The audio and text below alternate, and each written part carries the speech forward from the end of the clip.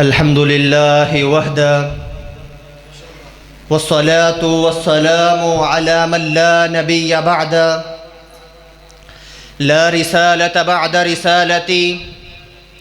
ولا نبوة بعد نبوتي ولا كتابة بعد كتابي ولا شريعة بعد شريعتي ولا أمة بعد أمتي لا سنة بعد سنتي اما بعد۔ معزز سامعین، ہمارا معاشرہ اور سوسائٹی، اس میں رہنے والا ہر فرد یہ تمنا اور خواہش کرتا ہے کہ وہ معاشرے کا ایک بہترین فرد بن جائے۔ جس معاشرے میں وہ رہتا ہے اس معاشرے کا سب سے بہترین انسان وہ خود ہو۔ یہ ہر انسان کی تمنا بھی ہے، خواہش بھی ہے اور کوشش بھی ہے، اور یقیناً یہ خواہش ہونی بھی چاہیے۔ کچھ اچھے انسان تو وہ ہے جو میری اور آپ کی نظر میں اچھے ہیں، ہم انہیں معاشرے کا ایک بہترین فرد تصور کرتے ہیں۔ میرا معیار اور ہے، آپ کا معیار اور ہے، ہر انسان اس کا معیار اور ہے۔ لیکن کچھ صفات رسول اللہ صلی اللہ علیہ وسلم نے ہمیں ایسی بتلائی ہے کہ اگر وہ صفات کسی انسان کے اندر پائی جائے تو وہ شخص معاشرے کا ایک بہترین فرد ہوتا ہے۔ رسول اللہ صلی اللہ علیہ وسلم نے فرمایا کہ جس شخص میں وہ صفات پائی جائے وہ شخص معاشرے کا ایک بہترین فرد ہے۔ آج اس مبارک مجلس میں ان صفات میں سے چند صفات آپ احباب کے سامنے عرض کرنا چاہتا ہوں۔ ان صفات میں سے پہلی صفت، رسول اللہ صلی اللہ علیہ وسلم نے فرمایا ان من خیارکم احاسنکم اخلاقا، تم میں سے سب سے اچھا انسان وہ ہے، سب سے بہترین انسان وہ ہے، معاشرہ اور سوسائٹی کا سب سے اچھا اور بہترین انسان وہ ہے جس کا اخلاق اچھا ہوگا۔ اور آپ اخلاق کی اہمیت کا اندازہ اس بات سے لگا سکتے ہیں کہ رسول اللہ صلی اللہ علیہ وسلم نے فرمایا انما بعثت لاتمم مکارم الاخلاق، کہ میری بعثت کے جو چند ایک بڑے مقاصد ہیں نا، رسول اللہ صلی اللہ علیہ وسلم کی بعثت کے جو چند ایک بڑے مقاصد ہیں ان میں سے ایک بڑا مقصد یہ ہے کہ میں جو اخلاق کی بلندیاں ہے، اخلاق کے جو تقاضے ہیں اس کو پورا کرنے والا بن جاؤں۔ اخلاق اچھا ہونا، اس کا معنی کیا ہے؟ الفاظ کا حسن انتخاب، لہجے میں نزاکت، خوبصورت بولنا، یہ ساری چیزیں تو اپنی جگہ ہے، لیکن سب سے ضروری چیز یہ ہے کہ انسان جھوٹ بولنے والا نہ ہو، کسی کو تکلیف دینے والا نہ ہو۔ اگر میں مختصر چند الفاظ میں آپ احباب کے سامنے عرض کروں تو وہ یہ ہے کہ انسان کی زبان سے کوئی ایسی بات نہ نکلے جو کسی کو تکلیف دے۔ پھر میرے عزیز بھائیوں، دوسری صفت، دوسرا ایسا انسان جس کو رسول اللہ صلی اللہ علیہ وسلم نے معاشرے کا ایک بہترین فرد قرار دیا ہے، کون ہے وہ انسان؟ فرمایا خیرکم احسنکم قضاء، تم میں سے سب سے بہترین انسان وہ ہے، سب سے اچھا انسان وہ ہے، معاشرے کا ایک بہترین فرد وہ ہے جو قرض کی ادائیگی میں سب سے اچھا ہے۔ قرض لینا یہ جائز ہے، انسان قرض لے سکتا ہے، لیکن فرمایا تم میں سے بہترین شخص وہ ہے جو قرض کی ادائیگی میں سب سے اچھا ہے۔ اور یہ الفاظ رسول اللہ صلی اللہ علیہ وسلم نے کس موقع پر ارشاد فرمائے؟ اللہ کے رسول صلی اللہ علیہ وسلم نے ایک شخص سے ایک اونٹ ادھار لیا،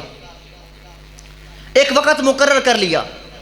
کہ میں فلاں وقت تمہیں تمہارا یہ اونٹ واپس کر دوں گا۔ وقت مقرر آ گیا،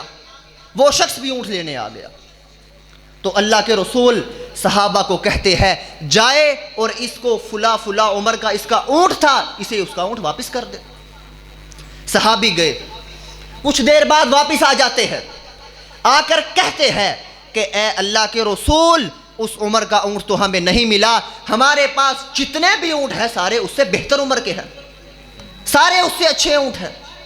تو رسول اللہ صلی اللہ علیہ وسلم نے فرمایا جاؤ اور اس کو جیسا اس کا اونٹ تھا اس سے بہتر اونٹ سے واپس کر دو۔ تو اس وقت اس شخص نے رسول اللہ صلی اللہ علیہ وسلم کو دعا دی، کہتا کہ اے اللہ کے رسول، اللہ آپ کے لیے خیر کے دروازے کھولے، آپ نے جو میرا قرض ہے اسے اچھی صورت میں واپس کیا ہے۔ اس وقت رسول اللہ صلی اللہ علیہ وسلم نے یہ الفاظ ارشاد فرمائے کہ تم میں سے سب سے بہترین انسان وہ ہے، سب سے اچھا انسان وہ ہے جو یہ گمان کرتا ہے کہ اسے معاشرے کا ایک بہترین فرد تصور کیا جائے، اس کے اوپر لازم ہے وہ قرض کو جلدی واپس کرے، لوگوں کو ذلیل نہ کرے۔ پھر میرے عزیز بھائیو، ہمارا جو معاشرہ اور سوسائٹی ہے، اس کے جو چند ایک بڑے مسائل ہیں، ان میں سے ایک بڑا مسئلہ یہ ہے کہ قرض دے کر واپس کیسے لینا ہے، اور اس کے پیچھے بھی ایک وجہ ہے۔ کیا ہے وہ وجہ؟ قرض دینے والا اور لینے والا وہ دین اسلام کے جو احکامات ہیں ان سے واقف ہی نہیں ہے۔ قرض دینے والا یہ جانتا ہی نہیں ہے کہ وہ کس قدر عظیم کام کر رہا ہے، کس قدر نیکی والا کام کر رہا ہے۔ رسول اللہ صلی اللہ علیہ وسلم نے فرمایا کہ جب تم میں سے کوئی ایک شخص کسی دوسرے شخص کو کچھ قرض دیتا ہے تو جب تک وہ وقت مقرر نہیں آتا تو تب تک اسے اتنا مال اللہ کی راہ میں صدقہ کرنے کا اجر و ثواب ملتا ہے، لیکن جب وقت مقرر آ جاتا ہے، جس نے قرض لیا ہے وہ ابھی بھی واپس نہیں کر سکتا۔ فرمایا کہ قرض دینے والا اسے ایک اور مہلت دے دیتا ہے، اسے کہتا ہے کہ جاؤ تم فلاں مدت کو دے دینا، تمہیں میں اور وقت دے دیتا ہوں۔ تو فرمایا جب تک وہ اگلا وقت نہیں آتا، اللہ تعالیٰ اس شخص کو اس سے دگنا اللہ کی راہ میں صدقہ کرنے کا اجر و ثواب ملتا ہے۔ سبحان اللہ، یہ ہے وہ دوسرا وصف۔ فرمایا کہ اگر تم چاہتے ہو کہ تمہیں معاشرے کا ایک بہترین عزت دار فرد شمار کیا جائے تو تمہارے اوپر لازم ہے کہ تم نے قرض کی ادائیگی کے اندر جلدی کرنی ہے۔ پھر میرے عزیز بھائیو، تیسرا وصف رسول اللہ صلی اللہ علیہ وسلم نے فرمایا ان من خیارکم من طال عمر وحسن عمل، تم میں سے بہترین انسان وہ ہے، معاشرے کا اچھا انسان وہ ہے جس کی عمر لمبی ہو، اور صرف عمر لمبی نہ ہو، عمر لمبی ہونے کے ساتھ ساتھ وحسن عمل، اور اس کے جو اعمال ہیں وہ بھی اچھے ہو۔ اسی لیے رسول اللہ صلی اللہ علیہ وسلم نے فرمایا تھا کہ تم میں سے کوئی بھی شخص موت کی تمنا نہ کرے، یہ خواہش نہ کرے کہ مجھے موت آ جائے، کیونکہ دو ہی صورتیں ہوگی، یا تو انسان نیک ہوگا یا بد ہوگا۔ اگر تو وہ انسان نیک ہے تو اللہ تعالیٰ وہ جو نیکی کر رہا ہے، اللہ تعالیٰ نیکیوں کے اندر مزید اضافہ کرتے چلے جائے گے، وہ شخص جنت کے اندر ایک اعلیٰ مرتبے اوپر فائز ہو جائے گا۔ دوسری صورت، اگر تو وہ گناہ کرنے والا ہے، عمر کے لمبے ہونے کے ساتھ ساتھ اللہ سبحانہ و تعالیٰ عمر کے کسی حصے میں اس کے لیے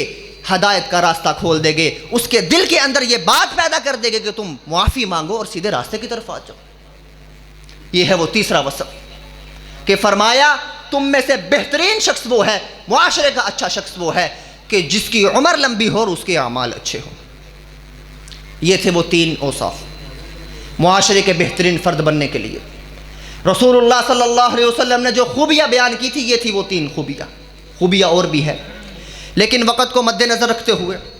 پہلی خوبی یہ کہ اگر ہم چاہتے ہیں کہ ہمیں معاشرے کا ایک بہترین فرد تصور کیا جائے تو ہمارے اوپر یہ لازم و ضروری ہے کہ ہم اپنے اخلاق کو اچھا کریں،